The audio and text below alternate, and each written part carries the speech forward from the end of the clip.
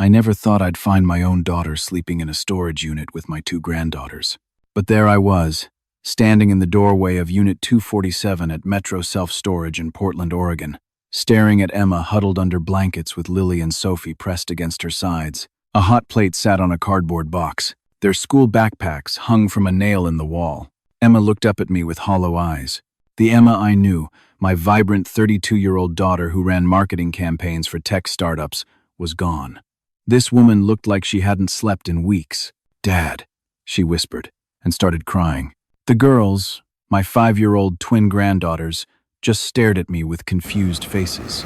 They were wearing the same clothes I'd seen them in 2 weeks ago. Lily's pink jacket had a new stain on it. Sophie's sneakers had holes in the toes. I felt my chest tighten. "Emma, what the hell is going on? Where's your house? Where's Daniel?" She shook her head, unable to speak. Sophie climbed into her lap and wrapped tiny arms around her mother's neck. Lily started crying too, though I don't think she understood why. I knelt down, trying to keep my voice steady. "Girls, why don't you come give Grandpa a hug?" They ran to me, and I felt how thin they'd gotten. "How about we go get some pancakes? Would you like that?" Their faces lit up for the first time. "With chocolate chips?" Sophie asked.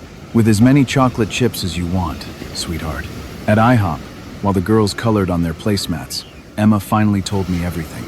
Her hands shook as she held her coffee cup. "It started 3 months ago," she said. "Daniel told me he thought I needed help, that I'd been acting strange, forgetting things, getting angry for no reason. He scheduled an appointment with a psychiatrist. I went because, honestly, Dad, I trusted him. I thought maybe I was stressed from work.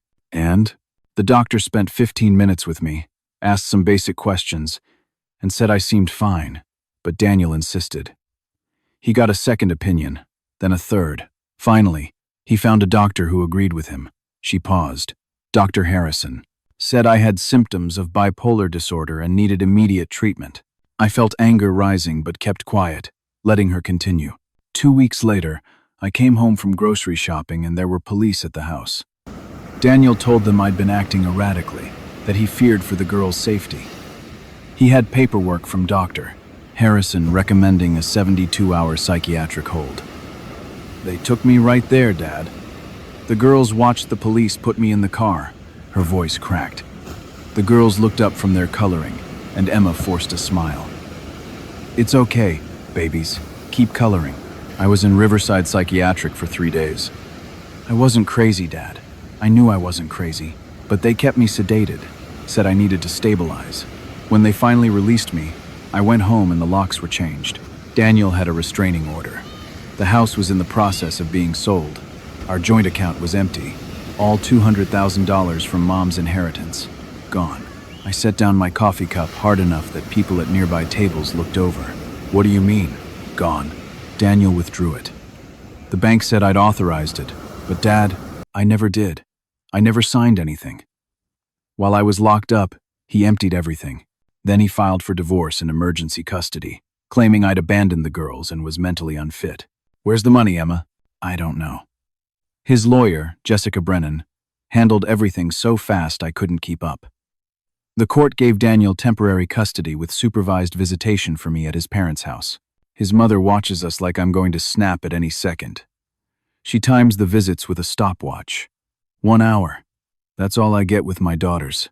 "Why are you in a storage unit?" She laughed bitterly. "Because I lost my job. Can't focus. Kept missing days for court hearings.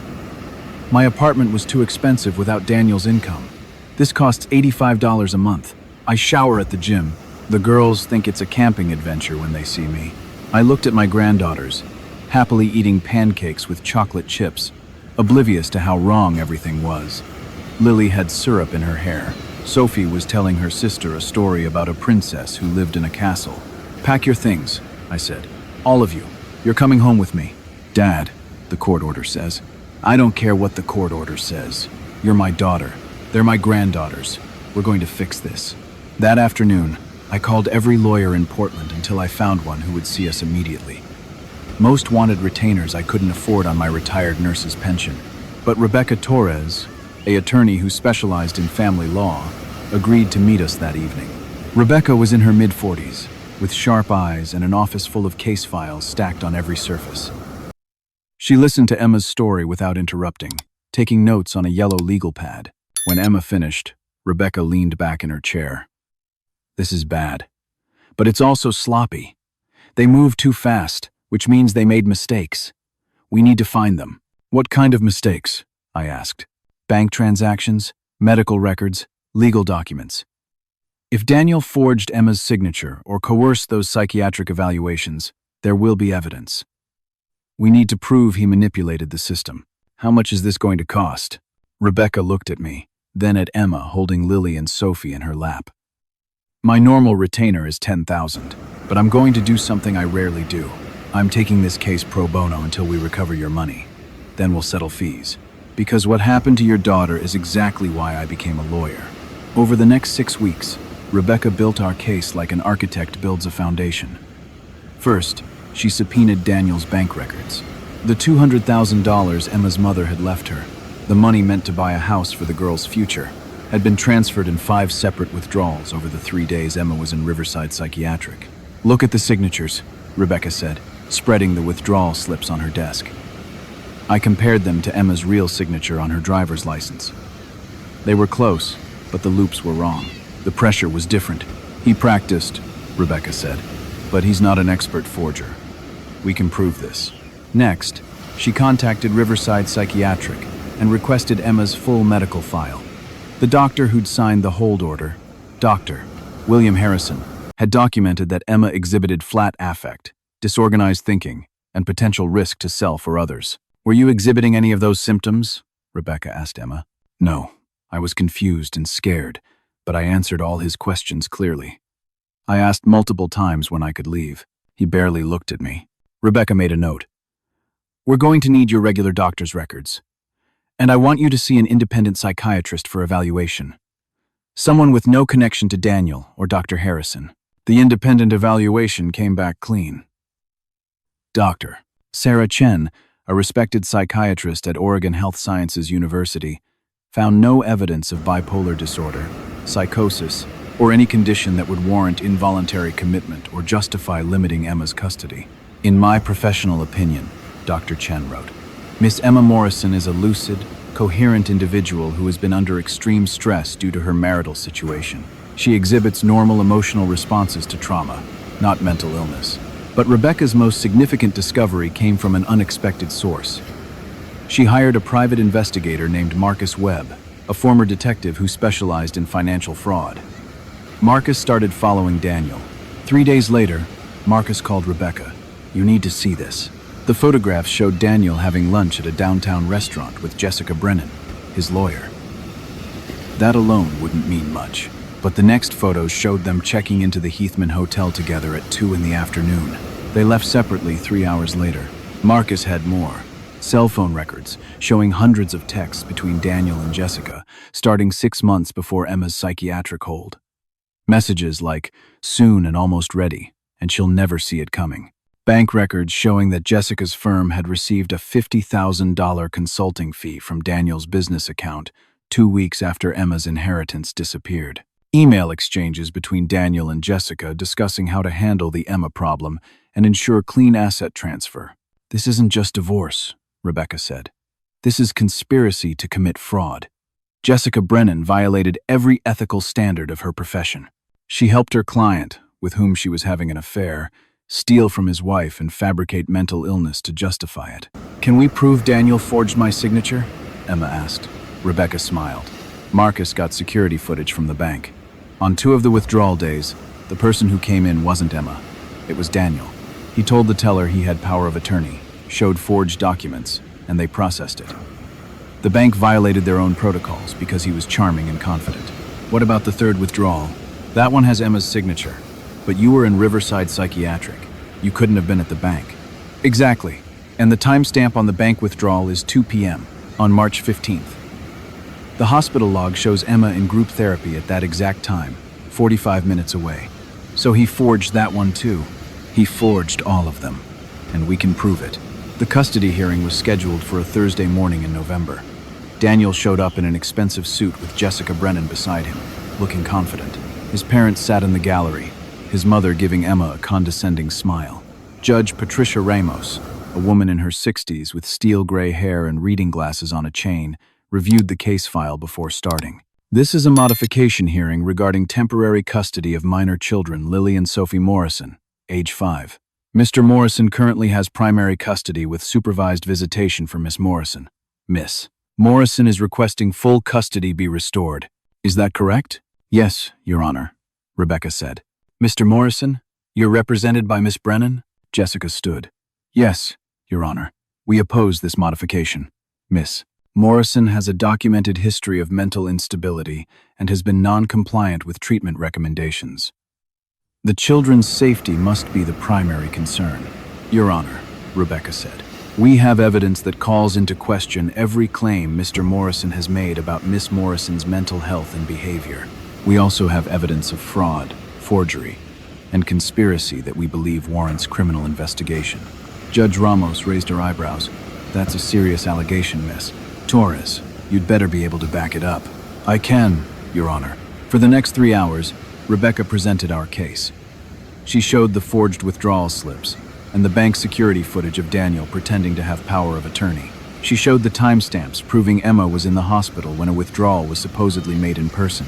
She presented Dr. Chen's evaluation contradicting Dr. Harrison's diagnosis. She showed the emails and text messages between Daniel and Jessica, their affair, the consulting fee. Daniel's face went from confident to pale to gray. Jessica Brennan kept whispering to him, but he barely responded. His mother stopped smiling. Your Honor, Rebecca said. What we have here is not a concerned husband trying to protect his children from a mentally ill wife. What we have is a man who saw an opportunity to steal his wife's inheritance, enlisted his lawyer and mistress to help fabricate mental illness as justification, and used the family court system as a weapon to accomplish it. Miss Morrison is not unstable.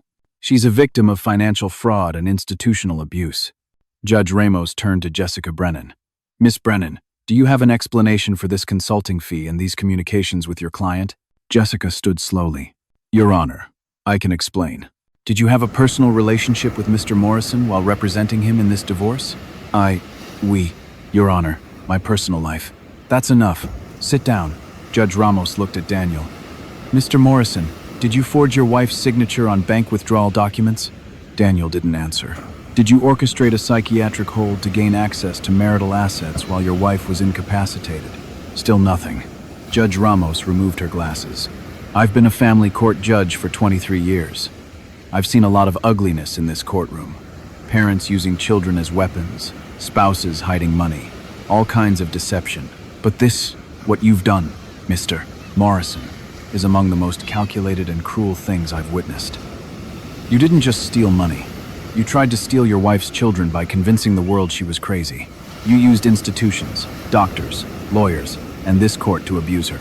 She turned to Rebecca. Miss Torres, I'm granting your motion for full custody to be restored to Miss Morrison immediately. Mr. Morrison, you're the one who will have supervised visitation, and only if Miss Morrison agrees to allow it. I'm also issuing an order for you to return the $200,000 within 30 days, plus interest and damages. I'm referring this case to the district attorney for criminal investigation of fraud and forgery. And Miss Brennan, I'm filing a complaint with the Oregon State Bar regarding your conduct. You should expect an ethics investigation. Emma grabbed my hand. She was shaking. Your Honor, Jessica said, I'd like to request a continuance to. Request denied. This hearing is concluded. Bailiff, please escort Mr. Morrison out of the courtroom. I don't want him near his wife or children until the restraining order is modified. Daniel left without looking at Emma. His parents followed, his mother crying. Jessica Brennan packed her briefcase with trembling hands. In the hallway outside the courtroom, Emma collapsed against me, sobbing. Not sad tears, relief tears. Dad, I get my girls back. I get my girls back. I know, honey. I know. Thank you. Thank you for believing me. Thank you for not thinking I was crazy. You're my daughter. I know who you are. That night, I picked up Lily and Sophie from Daniel's parents' house. His mother tried to argue, but I showed her the court order. The girls ran to me, excited about another adventure with Grandpa. Are we going to Mom's camping place? Lily asked as I buckled them into my car. No, sweetheart. We're going home. Your mom's going to meet us there. Is she not sick anymore? Sophie asked. Your mom was never sick, baby. She was just very sad for a while. But she's going to be happy again now. When we got to my house, Emma was waiting on the porch. The girls saw her and screamed with joy, running up the walkway and throwing themselves into her arms. She held them and cried and laughed and promised she would never leave them again. That was 8 months ago. The district attorney filed criminal charges against Daniel. He ended up pleading guilty to fraud and forgery in exchange for a reduced sentence. He got 2 years probation, a felony record, and was ordered to pay full restitution plus an additional $100,000 in damages. We never saw most of that money because he declared bankruptcy. But Emma didn't care. She had her daughters back. Jessica Brennan was disbarred. The Oregon State Bar found she'd violated multiple ethical rules by having an affair with a client, participating in fraud, and using her position to harm another person. Last I heard, she was working as a paralegal in Seattle. Emma got her job back. She moved into a small house 3 blocks from mine, a 2-bedroom with a backyard where the girls can play. She's in therapy, working through the trauma of what Daniel and the system did to her. Some days are hard. She still has nightmares about police taking her away, but she's healing. This morning, I went over for Sunday breakfast. Emma was teaching the girls how to make French toast. Lily cracked eggs into a bowl while Sophie measured vanilla extract with her tongue between her teeth in concentration. "Grandpa!" they shouted when I came in. "Morning, troublemakers. Are you helping Mom cook? We're making breakfast for everyone," Lily announced proudly. Emma smiled at me over their heads, and I saw my daughter again. Really saw her. The strong woman I'd raised, not the broken person I'd found in that storage unit. After breakfast, while Emma cleaned up, I sat on the back porch with the girls. They were drawing with sidewalk chalk, creating elaborate kingdoms with castles and dragons and princesses. "Grandpa," Sophie said, "can I ask you something?" "Anything, sweetheart." "Why did Daddy lie about Mom being sick?" I looked at Emma through the kitchen window, then back at Sophie's serious little face. "Sometimes people do bad things because they're scared or selfish. Your dad made a mistake, a big one, and he hurt your mom. But the important thing is that people who love you fought to make it right. Did you fight for Mom?" "I did. And I'd do it again. Because that's what family does. We protect each other." Lily looked up from her drawing. "Like knights protecting princesses?" "Exactly like that." She went back to her chalk, satisfied with that answer. But Sophie studied me with eyes too old for a 5-year-old. "I'm glad you found us, Grandpa. Mom was really sad in the camping place." "Me too, baby. Me too." Emma came out and sat beside me. The girls ran off to play on the swing set I'd installed last month. We watched them in comfortable silence. "Do you ever think about what would have happened if you hadn't found me?" she asked quietly. "Every day. I was about to give up, Dad. Not like that, but I was going to stop fighting. I thought maybe everyone was right. Maybe I was the problem. And then you showed up. I'll always show up for you." She leaned her head on my shoulder like she used to when she was little. "I know. That's the only reason I'm still here." We sat there watching Lily and Sophie play, their laughter carrying across the yard. The world kept turning. Bills still needed paying. Court dates still happened. Daniel's parents were petitioning for grandparent visitation rights, which meant more lawyers and more stress. But right now, in this moment, my daughter had her children. They were safe, and we were together. Sometimes that's all that matters. Sometimes surviving is the victory. "Mom would be proud of you," I said. Emma smiled. She'd be proud of both of us. Lily called out that she'd finished her drawing and wanted me to see it. I walked over to find an elaborate chalk castle with 3 stick figures inside. "That's you, me, and Sophie," she explained, pointing to each figure. "And this is our house where we're safe forever." I knelt down beside her. "It's beautiful, sweetheart. Just beautiful." And it was. Despite everything Daniel had done, despite the system that had failed them, despite the months of hell my daughter and granddaughters had endured, here we were, together, safe, home. Sometimes justice takes time. Sometimes the system fails before it works. Sometimes the people who are supposed to protect you are the ones who hurt you most. But if you're lucky enough to have someone who believes you, someone who won't stop fighting, someone who shows up when you need them most, you can survive anything. I looked back at Emma sitting on the porch, watching her daughters play, and I knew she'd be okay. We'd all be okay. It wouldn't be easy. Trauma doesn't disappear overnight, but we had each other, and that was enough. That's always been enough.